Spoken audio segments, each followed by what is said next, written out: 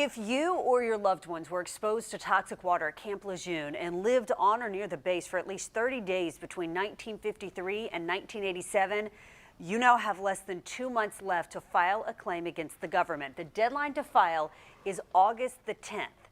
And tonight, two Jacksonville widows whose stories we've been following are hoping proposed legislation finally brings justice.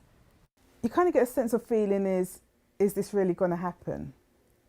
You know, how many more hurdles, how many more obstacles are there going to be? Michelle James and Karen Swindler both lost their husbands who served at Camp Lejeune to cancer. And we believe it is because of the toxic water. Both filed claims as soon as the Camp Lejeune Justice Act was signed into law in 2022. So every time we think that we're making progress, it's like 2 steps forwards, 10 steps backwards.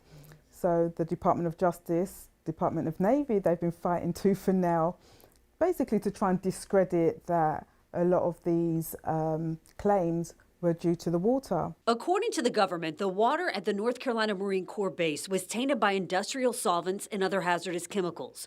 By the government's own estimate, 1 million military and civilian staff members and their families may have been exposed to the contaminated drinking water at Camp Lejeune. Both James and Swindler are still waiting for action on their claims. My husband was a very proud Marine, family man. I didn't have an opportunity to live my best life, with him. I have 2 sons. He passed away with their ages 1 and 2. I need the justice from this act. According to a Navy spokesman, more than 260,000 claims have been filed so far, and only 63 settlements offered to claimants. The Navy says it reviews each claim on a case-by-case basis and is committed to resolving every one as fairly and expeditiously as possible. I didn't ever dream in a million years that I'd still be here.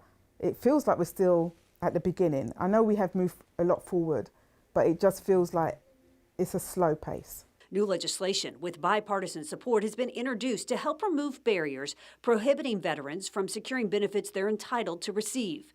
If passed, the Camp Lejeune Justice Corrections Act would clarify the right to jury trials, cap attorneys' fees, and expand jurisdiction to help alleviate the backlog of cases. Please contact your politicians, congressmen, your senators, and let them know that you support this new bill to have the amendments for Camp Lejeune changed, because the community is suffering right now. We've had so many deaths. I've got a widow right now. I don't know how long she's got left to go, and it really saddens me because she's been fighting and she's waiting, but she may never live to see justice for her husband. So again, the deadline to file that claim is August 10th, and Michelle James started the Lejeune Empowered Advocacy for Widows group. She invites all Camp Lejeune widows to join them, and we've linked that information to this story on firstcoastnews.com.